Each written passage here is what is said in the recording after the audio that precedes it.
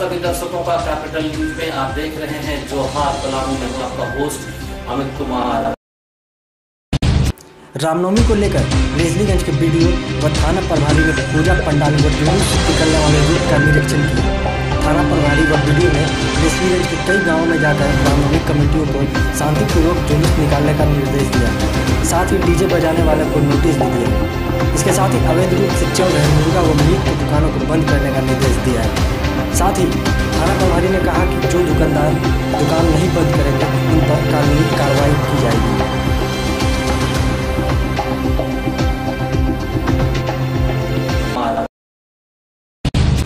नौकरी दिलाने के नाम पर झांसा देने का चारागाह बना पलामू में फिर पलामू के 2 साथीरों को पुलिस ने हिरासत में लिया है। पलामू जिला के सदर मेदिनीनगर प्रखंड स्थित 12 लोटा पंचायत निवासी अंबिका तिवारी के लॉज में यह धंधा धड़ल्ले से चल रहा था। सदर अनुमंडल पदाधिकारी नैन्सी सहाय के नेतृत्व में हुई छापेमारी के दौरान उस लॉज में संचालित आरोग्य भारत केंद्र के कार्यालय से करीब 2000 से लेकर 2500 के बीच फॉर्म जब्त किया गया है। साथ ही लगभग 2.5 लाख रुपए बरामद भी किए गए हैं। इससे यह साफ हो गया है कि करीब 250 रुपये प्रत्येक फॉर्म को लेकर नौकरी दिए जाने के नाम पर फॉर्म भरवाया जा रहा था। सदर एसडीओ नैन्सी सहाय की माने तो पिछले 3 माह से यह तीसरा बड़ा खुलासा है। छापेमारी के दौरान इस केंद्र के झारखंड हेड के रूप में पद पर बैठे हुए सुदर्शन मेहता और उसके सहायक सुशील कुमार को पुलिस ने हिरासत में लिया है और पूछताछ कर रही है। इनके पास अभी तक जानकारी मिली है कि इसका मास्टरमाइंड बिहार के मोतिहारी का रहने वाला हरे कृष्ण सिंह है, जो कई क्षेत्रों में नौकरी दिलाने का काम करता है। प्रशासन की माने तो आरोग्य दूत के नाम पर यह 250 रुपये वसूलने का काम किया जा रहा था और करीब 16,000 से लेकर 32,000 तक की तनख्वाह दी जाएगी। इसके झांसे में करीब 2,000 से अधिक युवक आ चुके हैं।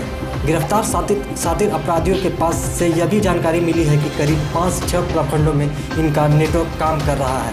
कैपिटल न्यूज़ से बातचीत में एसडीओ नैन्सी सहाय ने माना कि जिन युवाओं ने झांसा में आकर फॉर्म भरा है उन तक पैसे पहुंचाने का काम किया जाएगा, लेकिन यह भी कहा कि पलामू जो नौकरी दिलाने के नाम पर चारागाह बना हुआ है और यहाँ के युवाओं को फंसाया जाता है, इस सारे नेटवर्क को नेस्तनाबूद करने का काम किया जाएगा।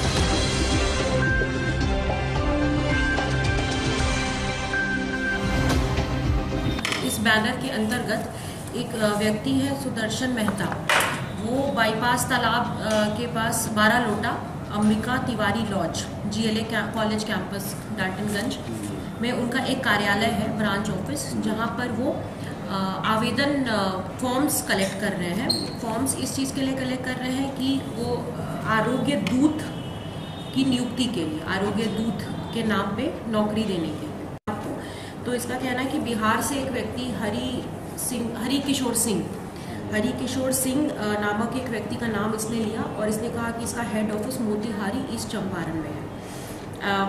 उसने इसे हेड बनाया है, तो और ये वहाँ मोतिहारी कभी गया नहीं, वही व्यक्ति यहाँ आया था और इसको एक चिट्ठी उस व्यक्ति की तरफ से निर्गत हुआ था कि तुमको स्टेट हेड बनाया जाता है। अब ये जो चिट्ठी है, इस पर जब हमने देखा तो आप देखेंगे आरोग्य भारत अभियान वेबसाइट अंडर कंस्ट्रक्शन, ठीक है, और एड्रेस में सिर्फ लिखा है मोतिहारी ईस्ट चंपारण, कार्यालय का कोई एड्रेस नहीं है, सिर्फ मोतिहारी लिखा है। फॉर्म्स सीज किए और इस व्यक्ति ने फिर इनके पास रिसिप्ट था, सारा रजिस्टर इन्होंने मेंटेन किया, जिसमें मैक्सिमम लोगों से इन्होंने 250 रुपये लिए हैं और कुछ से 2,500 तक भी लिए हैं। वेरीड अमाउंट है, 250 to 2500, किसी से 1600 है, किसी से 1200 है।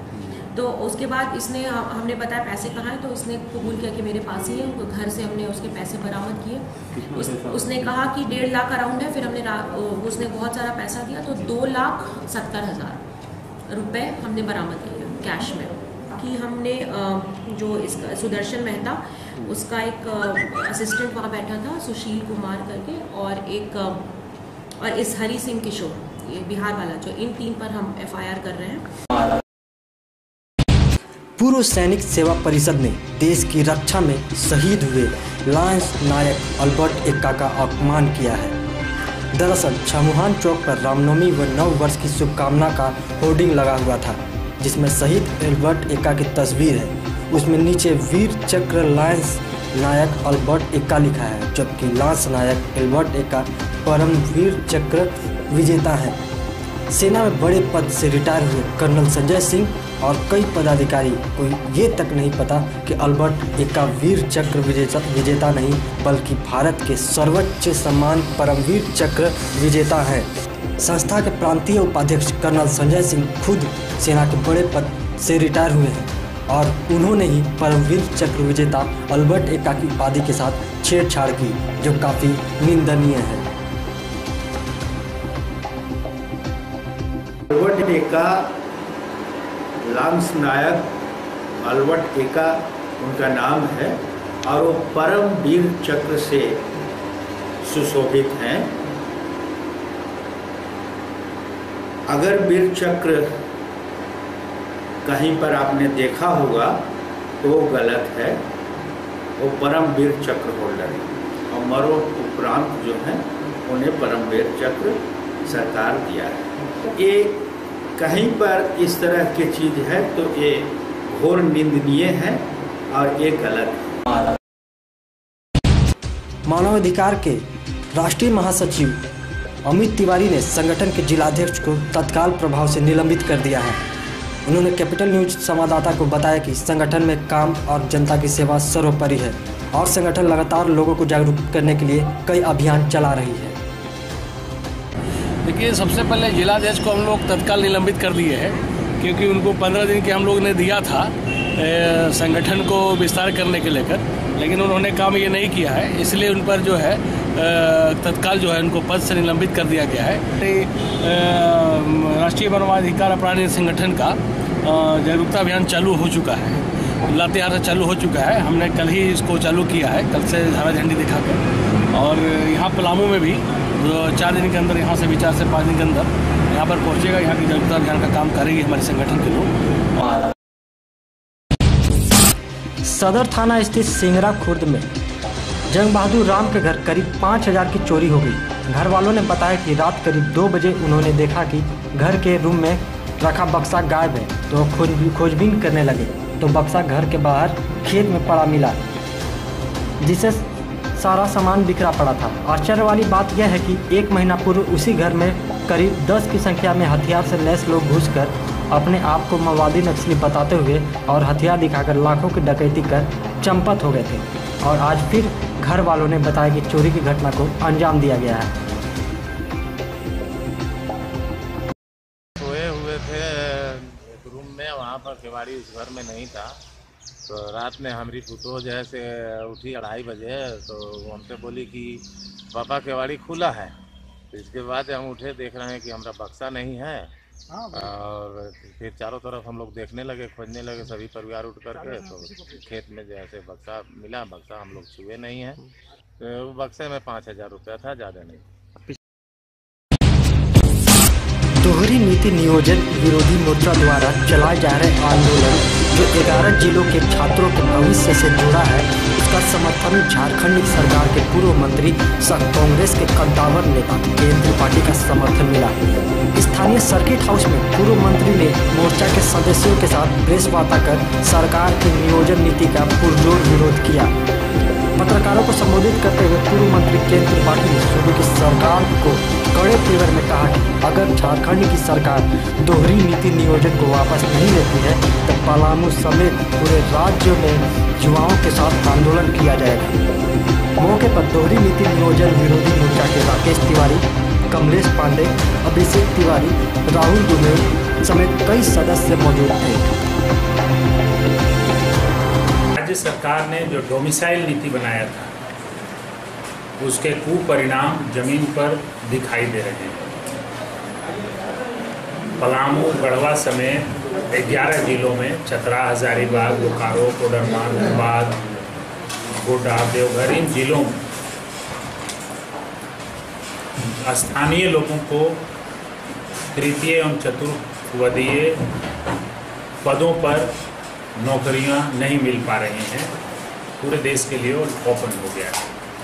इस नीति को, डोमिसाइल नीति को बदला जाए और बदल करके उसमें ऐसा परिवर्तन किया जाए कि झारखंड के ही लोग तृतीय एवं चतुर्थ वर्गीय पदों पर बहाल हों, ऐसी व्यवस्था सरकार करे। यदि सरकार इसको तुरंत सुधार नहीं करती है तो राज्यव्यापी बड़ा आंदोलन युवा वर्ग प्रारंभ करने जा रहा है।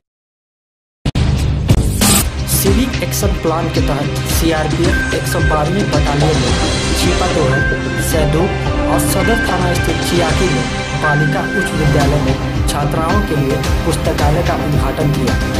सीआरपीएफ 112वीं बटालियन में पहले से इस विद्यालय को गोद ले रहा है।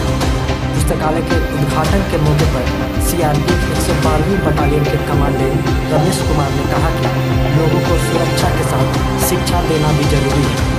शिक्षा के प्रसार से ही जीवन, समाज और राष्ट्र का कल्याण होगा। सीआरपीएफ 112वीं बटालियन जन कल्याण के लिए समर्पित है। ये जनता से जुड़ने का एक कार्यक्रम है, खास करके बच्चों से जुड़ने का कार्यक्रम है, क्योंकि पुस्तकालय एक ऐसी जगह है जहाँ पर पढ़ने के लिए पुस्तक की व्यवस्था होगी। पुस्तक की व्यवस्था कुछ ज्ञान का जो है वहाँ पर अन्वेषण होगा, कुछ वृद्धि होगी, तो निश्चित रूप से समाज में जो शिक्षा की कमी है उसको, शिक्षा की कमी को दूर करने का ये प्रयास है। और इसके लिए ऑर्गेनाइजेशन के द्वारा जगह जगह पर, अलग अलग जगहों पर इस तरीके के विद्यालयों को चिन्हित करके कि जहाँ पर इस तरीके का इंफ्रास्ट्रक्चर नहीं है वहाँ पर इस तरीके का कुछ डेवलपमेंट का कार्य किया जाए। खनिज संपदा, वन संपत्ति और प्राचीन संस्कृति धरोहर को समेटे पलामू को प्रशासनिक उदासीनता ने सूखा, भूखा, पिछड़ा पलामू वगैरह वगैरह की संज्ञा दिला दी है। पर अब बदलाव की ऐसी बयार बह चली है जहां लोग बुलंद दिखते नजर आ रहे हैं। पलामू जिला के मेसलीगंज प्रखंड स्थित गुंदरी पंचायत, जो भारत ही नहीं एशिया स्तर पर इतिहास में दर्ज है। भारत का नंबर 1 और एशिया का नंबर 2 लाह बगान पलामू के गुंदरी में पाकी डाल्टनगंज मुख्य पथ पर स्थित है।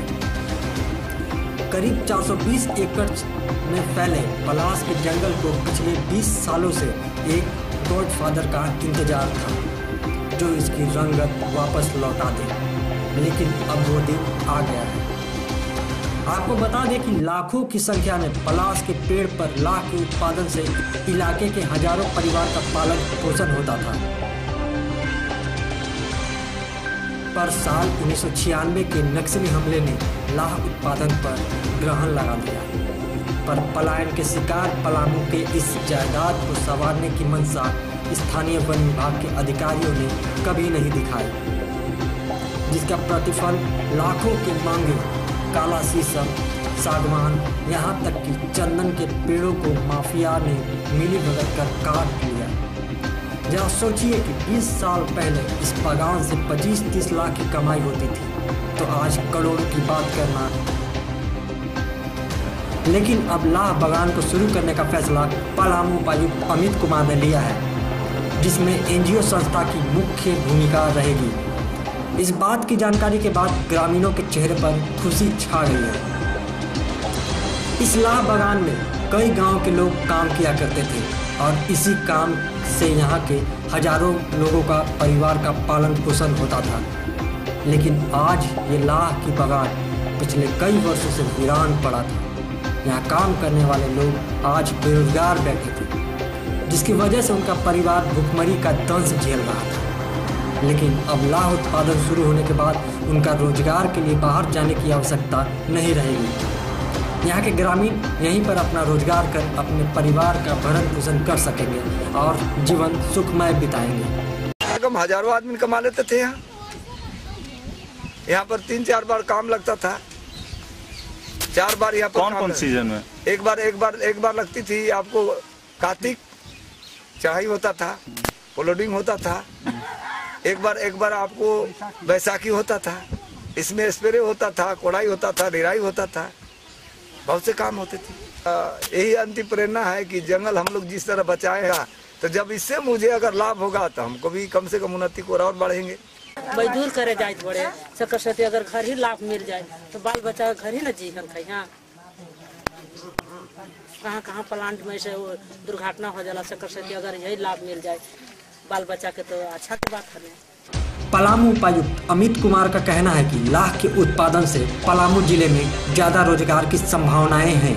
पलामू जिला से काफ़ी संख्या में लोग दूसरे शहरों में पलायन करते हैं। अगर लाह उत्पादन शुरू कर दिया जाए तो यहाँ की जनता को बाहर जाने की कोई ज़रूरत नहीं होगी और बड़े शहरों में जैसा पलामू में भी गुलाल, चूड़ी उद्योग के अलावा और अन्य उद्योग लगाए जा सकेंगे। पदाधिकारी द्वारा आश्वासन भी दिया जा रहा है कि जल्द से जल्द एक सोसाइटी का गठन कर लाह बागान में फिर से कार्य को शुरू कर दिया जाए। एक हम लोग के लिए अच्छी बात यह है कि ये पलामू जिला का जो लाह बागान है कुल 421 एकड़ वन भूमि में फैला हुआ है और ये एशिया का सबसे बड़ा पलास का बागान है। अगर इसको हम फुल तरीके से यूटिलाइज़ करते हैं तो आने वाले समय में काफ़ी संख्या में लोगों को रोज़गार के अवसर प्रदान होंगे और लाह का उत्पादन भी होगा। इसके लिए जिला प्रशासन पूरी तरीके से तत्पर है। हम लोगों ने कल्याण विभाग को एक प्रस्ताव भेज रखे हैं कि जो भी बिहन और बीज के लिए जो भी खर्च होगा वो फर्स्ट टाइम एक बार सरकार से प्राप्त हो जाए, उसके बाद उसी की रिसाइकलिंग होती है और उसी से भविष्य में लाह का उत्पादन होते रहेगा।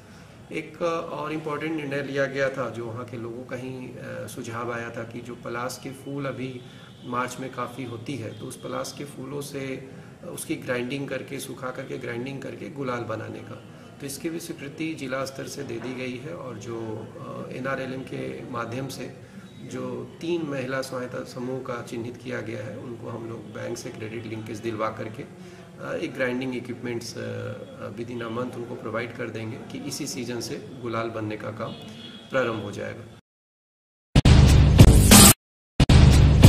आज के लिए इतना ही। कल होगी आपसे फिर मुलाकात। तब तक मुझे अमित कुमार को दीजिए इजाजत। नमस्कार।